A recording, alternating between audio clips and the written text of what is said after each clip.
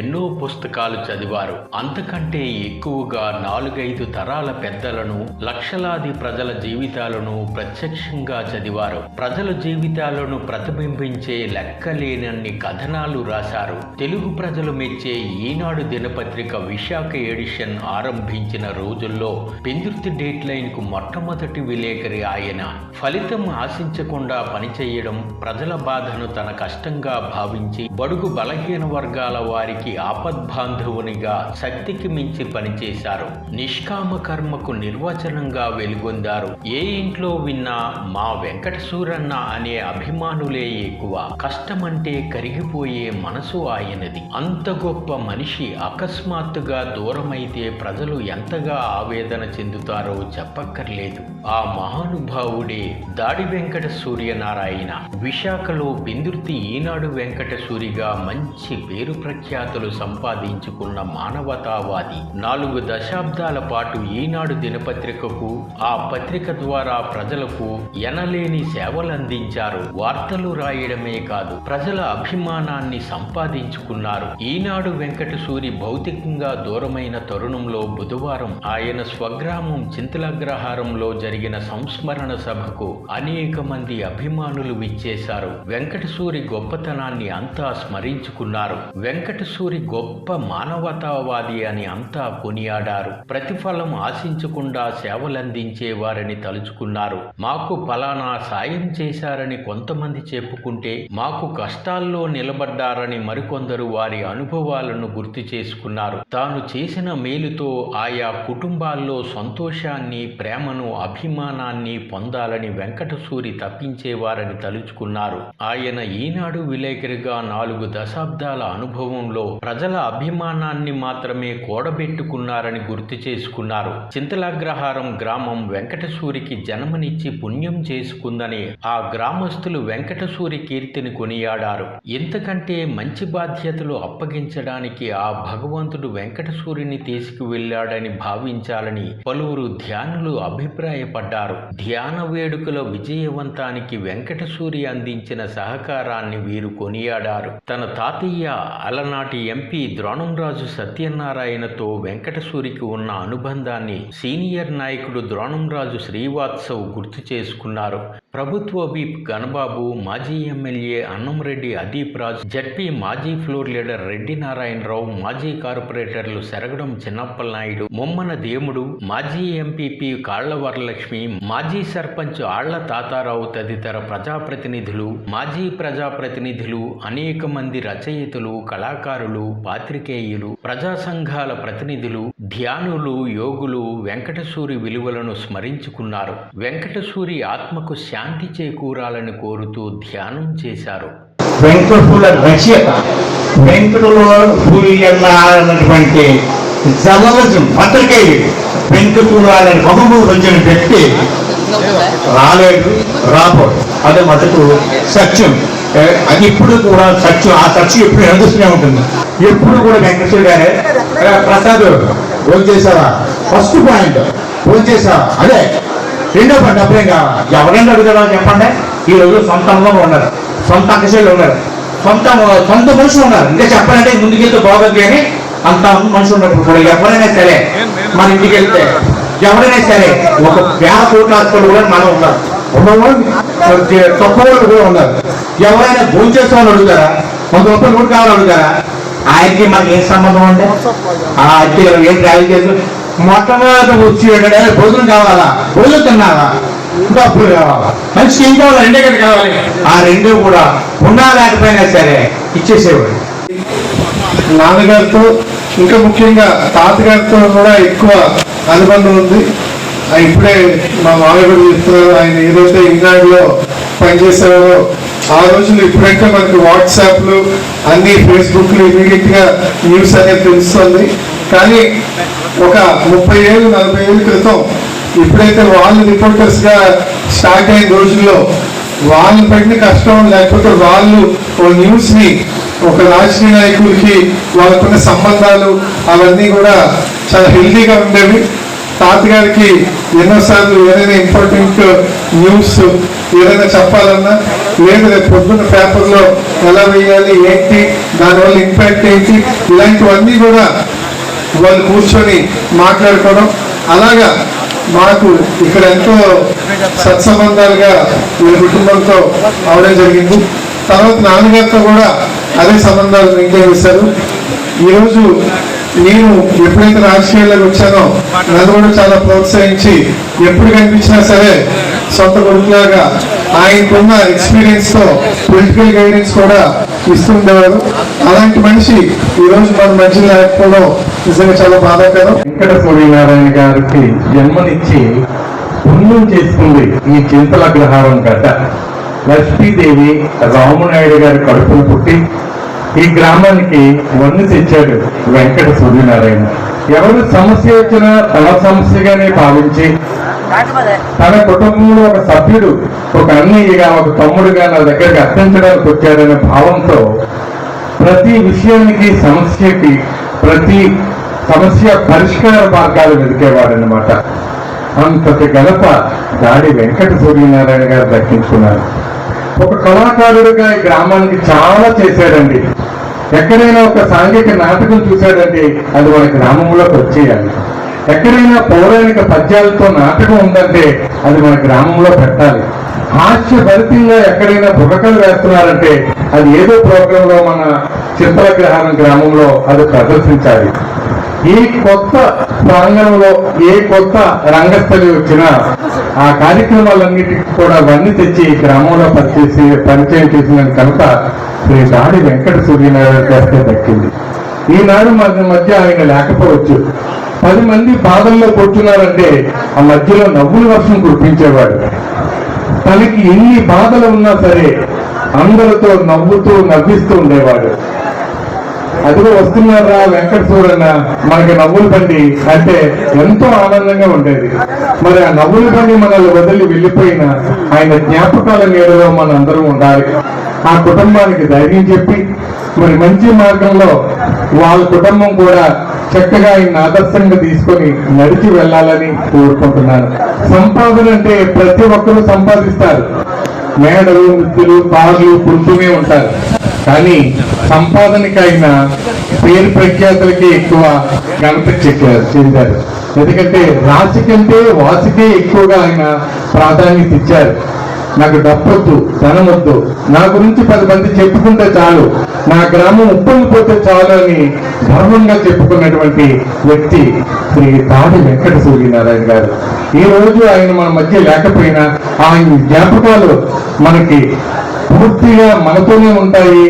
ఎలా ఆయన ముందు నిలబడాలి, అసలు ఆయన లేనప్పుడు ఆయన వార్త చదువుకోవాలని ఆయన వార్తలు బాగా లైక్ చేసేవాళ్ళు. ఎందుకంటే ఆయన వార్తల్లో జడ్జిమెంట్ చాలా బాగుంటుందండి.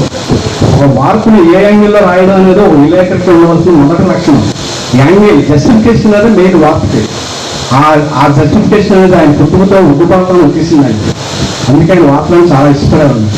మా విషయాల్లో అవనియండి, ఇక్కడ ఉన్న గ్రామం అవనియండి, మండలం అవనియండి, అందరిలో కూడా ప్రతి వ్యక్తి ఆయన చివరి రోజు వరకు కూడా ఏదో సందర్భంలో ఆయనకి ఫోన్ చేసి ఆయనకి సమస్య చెప్పుకొని పరిష్కరించుకున్న వ్యక్తులే ఎక్కువ మంది ఇక్కడ ఉన్నారని నేను భావిస్తున్నాను. ఆ విధంగా ఆయన ప్రతి ఒక్కరికి సేవ చేశాడు. ప్రతి ఒక్కరి మనసుల్లో కూడా ఉన్నాడు. ఆయన మరణించినా సరే జీవించే ఉంటాడు. ఎంతో మందికి ఎన్నో ఉపాధులు కల్పించాడు. ఒక కంట్రిబ్యూటర్కి ఎంత నేను ఎక్కడ చూడలేదు. నేను రాయలసీమ చేశాను, తెలంగాణ చేశాను, ఆంధ్ర చేశాను. బట్ ఒకరికి హెల్ప్ చేయాలి అనే కాన్సెప్ట్ ఒక స్టేజ్కి ఎదగానే అతను మారిపోతాయి. ఈ నెలకాదు ఎవరు వచ్చినా హెల్ప్ చేయటం అతని మెయిన్ అది ప్లస్ పాయింట్ అయింది. ఆయన ఏపీసీలో జాయిన్ అయ్యేటప్పుడు ఇటు కొత్త వలస ఒక రిపోర్టర్ ఉండేవాడు రామారావు అని. ఇటు కొత్త వలస నుంచి అటు ఎన్ఏడి వరకు మొత్తం ఉన్నాయి. ఇప్పుడంటే ఇన్ని సౌకర్యాలు వచ్చాయి. ఆయన ఇప్పుడు సౌకర్యాలు లేవు. అంత హ్యాండ్ కంపోజింగ్ వార్తని తయారు చేసి రాత్రి పంపించారు. రాత్రులు ఎందుకంటే ఈ రోడ్లు లేవు, ఈ సౌకర్యాలు బస్సులు లేని టైంలో 80s 90s ఆయన తిరిగి విలేజ్ తిరిగి అప్పట్లో ఇప్పుడు చేయడం గొప్ప కాదు పేపర్ ఇండస్ట్రీలో, అప్పుడు చేయడం గొప్ప. ఆ రోజుల్లో చేయడం గొప్ప. ఎందుకంటే మాకు ఎడిషన్ టైమింగ్స్ ఉంటాయి. ఈ టైమింగ్ లోపల వార్త ఇవ్వాలి, ఈ టైమింగ్ లోపల ప్రింట్ అవ్వాలి, ఈ టైమింగ్ లోపల డిస్ట్రిబ్యూషన్ అవ్వాలి. ఆ ఇన్ టైంలో ఇన్ని ఏరియాను కవర్ చేసి ఆయన వార్త రాసేవాడు. ఎక్కడ ఒక మిస్సింగ్ వార్త కానీ, ఏదైనా ఒక ఐటమ్ రాయాలన్నా, ఒక ఫీచర్ రాయాలన్నా, ఒక కథనం రాయాలన్నా, ఒక ఇన్వెస్టిగేషన్ ఐటమ్ రాయాలన్నా బ్రహ్మాండంగా అక్కడ ఎక్స్పోజ్ చేసేవాడు అంశాన్ని. ఎక్కడ ఒక నాయకుడికి కానీ, ఒక అధికారికి కానీ ఎక్కడ జడిసే పని లేదు. అంత టాలెంట్. అంటే నేను చెప్తే చాలా ఎమోషన్ అవుతాను. ఆయన చేసిన అటువంటి ఆర్టికల్స్ రాసినవి నాకు ఇప్పటికీ గుర్తున్నాయి. విశాఖపట్నంలో అటువంటి ఆర్టికల్స్ రాశాడు. తర్వాత ఈయన రావాలి అనుకుంటే staff reporter, sub editor, Hyderabad వరకు వెళ్ళగలరు. ఎందుకంటే ఎడ్యుకేషన్ ఉంది ఇంటి. కానీ ఈయన వద్దనేవాడు. లేదు నేను ఇక్కడే పెందుర్తిలోనే చేస్తాననేవాడు. అట్లా ఈ పెందుర్తికి బాగా అంటే ఈ చుట్టుపక్కల ఏరియా అందరికీ కూడా వెళ్ళినటువంటి పర్సన్. ముఖ్యంగా ఏంటంటే మానవతావాది, అందరికీ సహకరించాలి, సహాయం చేయాలి. ఈవెన్ నేను అంత రేంజ్లో రిటైర్ అయిపోయినా నేను కూడా అతను పర్సనల్గా నాకు ఏదో ఫ్యామిలీ ఇష్యూస్లో నాకు కూడా హెల్ప్ చేశాడు. స్టిల్ ఈ రోజు కూడా నాకు ఇంకా కొన్ని ఇష్యూస్, నా సైట్ ఒకరెవరో కబ్జా చేస్తే దానికి కూడా బాబు రీసెంట్లీ ఇంకా ఇష్యూ జరుగుతుంది. ఈయన రోజు ఆయన దగ్గర తిరిగేవాడు. నేను ఇంకా మా ఇంట్లో కొన్ని ఇంపార్టెంట్ కార్యక్రమాలు ఉన్నాయి, దానికి ఈయన పెద్ద. మా ఇంట్లో ఏ ఇష్యూస్ ఉన్నా ఈయన వచ్చి మాట్లాడేవాడు అన్నమాట. నా పర్సనల్గా కూడా ఇదంతా ఒక పెద్దగా వచ్చి ఒక సంబంధం అయినా నా పిల్లలకి మ్యాచ్ అయ్యి ఈయన తీసుకెళ్ళేవాడు. నేను చాలా మిత్రుడు, నాకే కాదు ఈ ప్రాంతానికి, ఇది ఒక గ్రామానికో, ఒక పార్టీకో, ఒక వ్యక్తిగా కాదు, ఈ ప్రాంతానికే ఎవరికి ఏది అవసరం ఉన్నా, లేదా ఏదైనా కష్టం ఉన్నా, ఏదైనా సంబంధిత అధికారులు దొరికి రెవెన్యూ డిపార్ట్మెంట్లో కానీ, పోలీసు డిపార్ట్మెంట్లో కానీ స్వయంగా వచ్చి వాళ్ళు న్యాయం అనుకుంటే ఆ రకంగా సాయం వ్యక్తి ఉందని నాకు తెలిసి ఈ ప్రాంతానికి టీచర్స్ గ్రౌండ్ సత్యనారాయణ గారు ప్రజా జీవితంలో ఈ ప్రాంతంలో ఉన్న ప్రజలకి ఏ రకమైతే గుర్తింపు ఉందో, మరి సూర్యనారాయణ గారు కూడా నాకు తెలిసి విలేకరుగా ఉన్నప్పటికీ కూడా అనేక కార్యక్రమాలు ఈ ప్రాంత అభివృద్ధిలో కూడా నాయకులకి సూచించే సలహాలు, ఏ చేస్తే బాగుంటుంది, మన ప్రాంతం బాగుంటుంది అని ఆలోచించిన వ్యక్తుల్లో కూడా సూర్యనారాయణ గారు. ఆయన ఇంటి పేరు రావడం తెలియదు మాకు, ఏమిటంటే ఈనాడు సూర్యనారాయణ గారు. నాకే కాదు, ఆల్మోస్ట్ అందరికీ ఆ రకంగా ఉన్నటువంటి వ్యక్తి.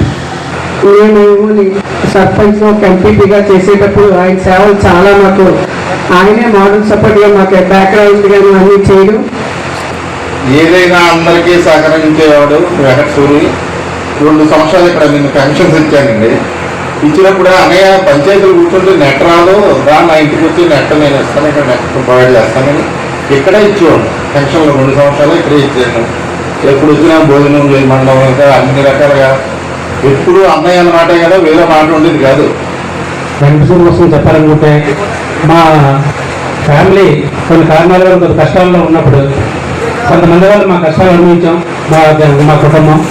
దాంట్లో భాగంగా ఆయన మాకు మంచి సపోర్ట్ ఇచ్చి, ఇంటికి వచ్చి మంచి ధైర్యాన్ని ఇచ్చి, మాకున్న కష్టాలను కూడా ఆయన సరైన మార్గంలో నడిపించి జరిపించడం జరిగింది. అదేవిధంగా నాకు నేను ఎన్నడూ కూడా ఉంటున్నాను, అక్కడ ఏదైనా ప్రాబ్లం జరిగినట్లయితే మా తమ్ముడు గాంధీ ఫోన్ చేసి, మా తమ్ముడు మా ఊడక్కడ ఉన్నాడు, ఇక్కడ వెళ్ళి చూడంటే మా గాంధీ గారు కూడా చాలాసార్లు నన్ను పలకరించి రావడం జరిగింది మా ఏరియాకి. ప్రతి ఒక్కరికి కూడా మంచి అంటే పార్టీలకు అతీతంగా లేకపోతే వ్యక్తులకు అతీతంగా అందరినీ కూడా గౌరవంగా చూసే వ్యక్తి. ఈ గ్రామంలోనే కాకుండా ఆయన ఎప్పుడైనా పెందుర్తిలోనైనా లేకపోతే ఇక్కడ ఎక్కడైనా కనబడినా మా జంక్షన్ పెనగా జంక్షన్లోనైనా ఎక్కడ కనబడినా కూడా చాలా గౌరవంగా, ఒక ప్రేమగా, ఒక ఆప్యాయతగా పలకరించేవారు. ఆయన ఆప్యాయత మన సొంత ఇంట్లో ఫ్యామిలీ మెంబర్స్ లాగా అనిపించేది. నేను ఒకవేళ మేము చిన్నకూరవాళ్ళని ఆ టైంలో రాజకీయాల్లో వచ్చిన కొత్త, అప్పుడు ఈనాడు విలేకరుగా ఉండేవాడు. అప్పుడు ఈయనకి ఒక బ్రాండ్ ఉండేది, ఈనాడు విలేకరుకి ఒక బ్రాండ్. అప్పుడు ఇప్పుడంటే విలేకరులు 100,000 విలేకరులు అయిపోయారు. అప్పుడు విలేకరు అంటే మన పెందుర్తి మండలంలోనో మన పెందుర్తిలోనో వెంకటసూరి గారే. అంటే ఈనాడు పేపర్ ఎంత పాపులారిటీ, ఈ వెంకటసూరి గారు కూడా అంత పాపులారిటీ ఉండేది. ఆయన ఎందుకంటే మేము ప్రత్యేకించి ఈనాడు విలేకరు అని ఆయన చూసేవారు, ప్రత్యేకంగా ఒక అభిమానంగా చూసేవారు. ఒక అంటే పేపర్కి ఎంత వాల్యూ ఇచ్చేవారు, ఈ మనిషికి కూడా అంత అంటే ఆయన చూస్తే భావం కలిగేది. ఆయన కూడా మమ్మల్ని అందరినీ కూడా అదే విధంగా చూసేవారు. ఎప్పుడైనా ఏదైనా తెలియకపోతే ఆయన దగ్గరికి నేను 2-3 సార్లు నాకు కొన్ని విషయాలు తెలియకపోతే సలహా కూడా వచ్చాను. నేను ఇనిషియల్గా కొత్తగా రాజకీయాల్లో రావడం, అప్పుడు నాకు కొన్ని విషయాలు అంత అవగాహన లేకపోతే ఏదైనా విషయాలు తెలియకపోతే అధికారులతో కంటే ఈయన అడిగితే కొన్ని విషయాలు తెలిస్తే చెప్తుండేవారు. చెప్తే ఈ దగ్గరకు వచ్చి అనే ఇది పరిస్థితి, ఇది ప్రాబ్లం వచ్చింది, దీనికి ఎలా సాల్వ్ చేయాలా, దీనికి ఏంటి ఒకసారి ఏంటని చెప్తే ఆయనకి తెలిసిన సలహాని ఆయనకు తెలిసిన సూచనిస్తే ఆయన చెప్పిన దాన్ని మనం ఫాలో అయితే ఆ పని కూడా అయ్యేది. ఆ విధంగా ఈయనకి కూడా రాజకీయ నాయకుల్లో కూడా మంచి ఇన్ఫ్లుయెన్స్ ఉండేది. అంటే ఈయన గౌరవించేవారు అందరూ కూడా. ఆ రోజుల్లో ఉన్న రాజకీయ నాయకులు అంటే టీడీపీ పార్టీ వాళ్ళు అవ్వచ్చు, కాంగ్రెస్ పార్టీ వాళ్ళు అవ్వచ్చు, ఆ రోజుల్లో ఈయన చాలా గౌరవంగా చూసి ఈయన్ని ఒక ప్రత్యేకమైన మన మండలంలోనూ ఒక ప్రత్యేకమైన వ్యక్తిగా గుర్తించి ప్రత్యేకమైన వ్యక్తిగా చూసేవారు. ఆయన కొన్ని విషయాలు కొన్ని సూచనలు రాజకీయ నాయకులకు చేసేవారు. ఎవరికి బండారు గారు ఎమ్మెల్యేగా ఉన్నప్పుడు కానీ, తర్వాత అపోజిషన్ పార్టీ వాళ్ళు ఎమ్మెల్యేగా ఉన్నప్పుడు కానీ ఆయన కొన్ని సూచనలు చేసేవారు. చేస్తే ప్లస్ ఈయన పేరు చేసుకొని కూడా ఈ గ్రామాన్ని అభివృద్ధి చేయడానికి ఎమ్మెల్యే స్థాయి కానీ మినిస్టర్ స్థాయి వాళ్ళు కూడా ఆయనకి ఈ చెప్తే ప్రపోజల్ చేస్తే ఆ ప్రపోజల్ త్వరితగతం చేయడానికి ఉపయోగపడేవారు. ఈరోజు ఎంత మంది మనుషుల్ని గెలుచుకున్నాడంటే గత కొన్ని సంవత్సరాలుగా ఆయన చేసిన కృషి ఫలితమే ఈరోజు ఇంతమంది ఆదరణ, సానుభూతి. ఎవరికి ఏం కాదు ఆశీర్వాదం పనిచేసే వ్యక్తి ఈరోజు ఎంతమంది మన చంద్రబాబు కూడా చాలా బాధ్యతలు జరగవచ్చారు. అది చాలండి అలా సంపాదన ఆస్తి. ప్రధానంగా ఏంటంటే చాలా మంచి వ్యక్తి అన్నమాట. ప్రతిఫలం ఆశించకుండా పనిచేసిన నేను చూసిన జర్నలిస్టులో ఆయన ఒకే ఒక్కడనమాట. అంత ఎవరు ఏ సాయం కావాలన్నా ఆయన చేసేవారు. అలాంటి మనుషులు అరుదుగా ఉంటారన్నమాట. అంటే మనం చూస్తూ ఉంటాం ప్రతి మనిషిలోనూ మంచితనం ఉంటుంది, క్రూరత్వం ఉంటుంది. కానీ అందులో ఆయనకి రెండో పార్శ్వం లేదనమాట. అంత మంచితనం తప్ప చాలా ఎలా నడుస్తుంది వ్యాపారం ఏంటి ఇన్ని మంచిగా మనం అడిగి మా యోగక్షేమాలు తెలుసుకునేవారు ఆయన. ఈరోజు వెంకట సూర్యనారాయణ గారు ఆయన కీర్తి గురించి చెప్పాలంటే ఆయన నిజంగా ధన్యజీవి, నిస్వార్థ సేవకుడు. ఆయన ఎవరు కూడా కులము, మతము, జాతి భేదము ఉన్నవాడు లేనివాడు అనే భేదం లేని వ్యక్తి ఎవరైనా ఉంటే అది గాడి వెంకట సూర్యనారాయణ. అది ఆయనకే చెందింది. ఆయన ఏ వ్యక్తి వచ్చినా సరే నాకు ఇది సమస్య అంటే ఆ సమస్యని తనపై భావించి ఆ సమస్యను పరిష్కారం చేస్తూ ఉంటాడు. ఆయనకి చాలా మందికి మనలోనూ పోలీసులు అంటే భయం, అధికారి అంటే భయం. ఏదైనా మనకి సమస్య వస్తే, అధికారితో సమస్య వస్తే మన కాళ్ళు చేతులు ఆడేవి కాదు. అటువంటి పరిస్థితి ఆయన దగ్గరికి వెళ్తే నేనున్నాను అనగానే మనకు కొండంత బలం వచ్చేసి మనము ఎప్పుడైతే మనం సమస్య మనది అయినప్పుడు నోటి మాట కూడా వచ్చేది కాదు. ఆయన దగ్గరికి వెళ్తేప్పటికి నోటి మాట అంట ధారాళంగా మన చేత నోటి అంత ధైర్యం వచ్చేది.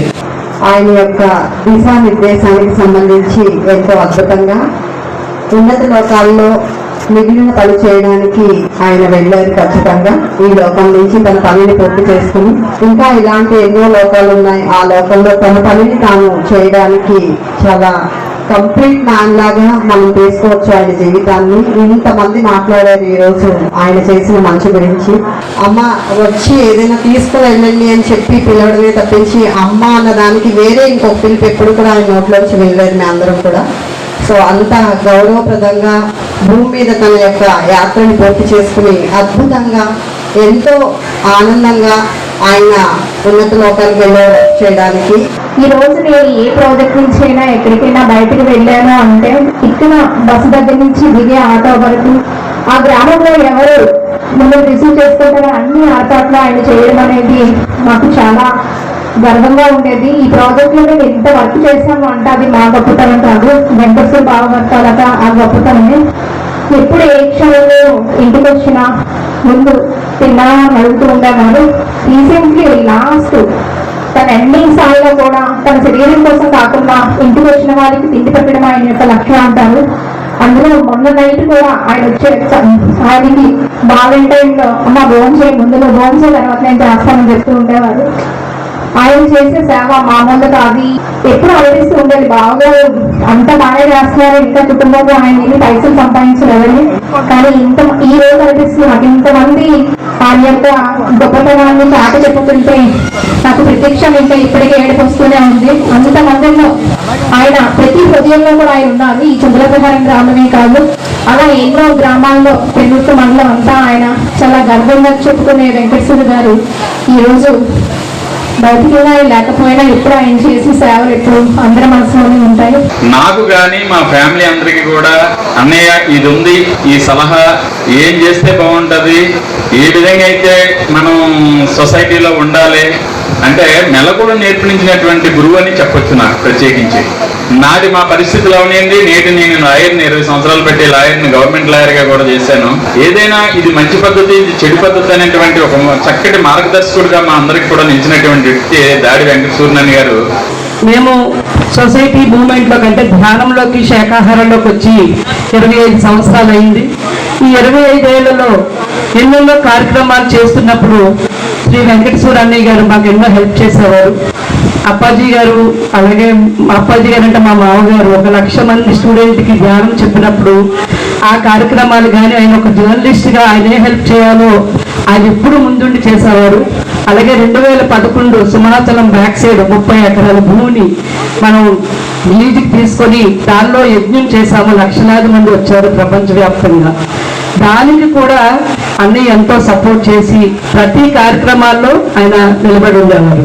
అంటే ఒక మనిషి జీవిత కాలంలో ఏమి చేశారు అంటే వారు తెచ్చుకున్న గొప్ప గొప్ప పనులు, ఆ గొప్ప కార్యక్రమాల ద్వారా వారు తెచ్చుకున్న పేరే, వారు చేసిన మంచి పుణ్య ఫలమే వారి వెంట వస్తుంది అనడానికి మన వెంకటసూరి గారి నిదర్శనం. అందరూ నా వల్ల మంచి జరగాలి అని ఒక సత్వగుణంలోకి 250 జన్మలు దాటాకే మనం వస్తామండి.